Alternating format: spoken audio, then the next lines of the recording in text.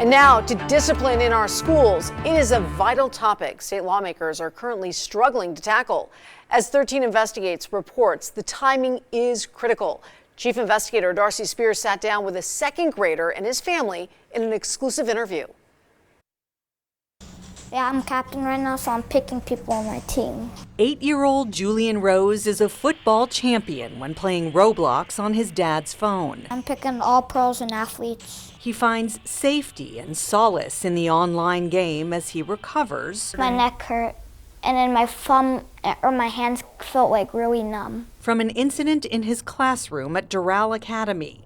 He's in second grade at the public charter school's Pebble Road campus. On March 7th, Julian had just turned in his math packet and was heading back to his desk. While I was walking on my way, the kid came behind me and put me in a chokehold. I just went like flat on the ground. And then when I woke up, I saw like 5 teachers. Julian's mother, Armina, filed this police report accusing one of his second grade classmates of assault. The police report says it's unknown how long Julian was unconscious, but it was long enough for several teachers to be summoned and gather in his classroom. Armina got the call from Doral's nurse. I was like, I'm sorry, what? And she said, he went unconscious, he's stable now.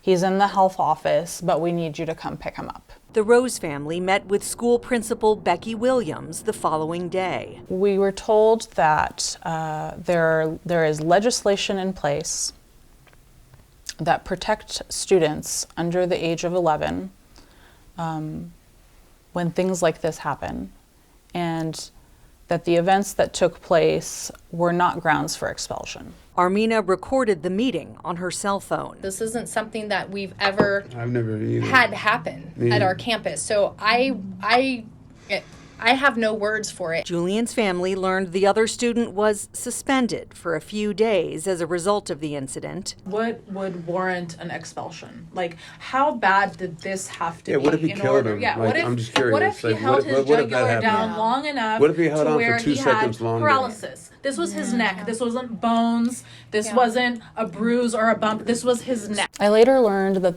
this other student is, trained in martial arts. He has a jiu-jitsu background. And had briefly trained at this studio on Rainbow and Sunset. And I have his lower body controlled. I have his upper body controlled. Here at the Syndicate Mixed Martial Arts School, zero tolerance truly does mean zero. While Doral, citing state law, simply moved the child to another class, this school kicked him out. Fighting this choke arm, I'm fighting to get under his neck, so we're having a hand battle here. Syndicate trainer Jerry Shapiro. The foundation of everything we're doing is based on respect and humility and discipline. I can start looking to get my choke. There's never, ever a situation where somebody should be choked unconscious unless your life is in danger. Tyler Rose says the only person whose life was in danger was his son's, and he feels like accountability should match the severity of the action. I still can't make sense of what's going on. In the meeting at Doral, Principal Williams explains that her hands are tied by current state law. I don't have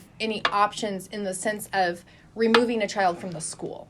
I mean, if we look at what legislation has put in place, our lawmakers have put in place that students under a certain age cannot be expelled from school. She says change must come from Carson City. This is where I think it's a good opportunity to reach out to your legislatures because they're the ones who... I'm going to take this as far as I can. Welcome to the meeting of Assembly Committee on Education. 13 Investigates took it to Nevada Assemblywoman Angela Taylor, Vice Chair of the State Education Committee.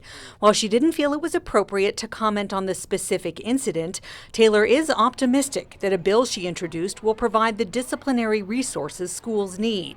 She believes AB 285 will strike the right balance between intervention for aggressors and safeguarding victims. AB 285 has a companion bill introduced by Governor Lombardo. Bottom line for both, making it easier for schools to suspend or expel violent students. If passed, it will be months before those laws go into effect. In the interim, Julian and his family are doing what they can. It's devastating. It's heartbreaking. I feel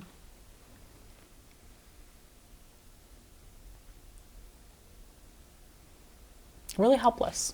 Doral Pebble declined to speak with us on camera. In a statement, the principal said, as a Nevada public charter school, Doral Academy is obligated to follow all statutes and regulations related to student discipline and restorative justice. She says their program addresses specific needs and concerns of students using alternatives to exclusionary discipline practices. We'll keep you posted on the progress of the bills that would give schools more options in the disciplinary process. Darcy Spears, 13 Investigates.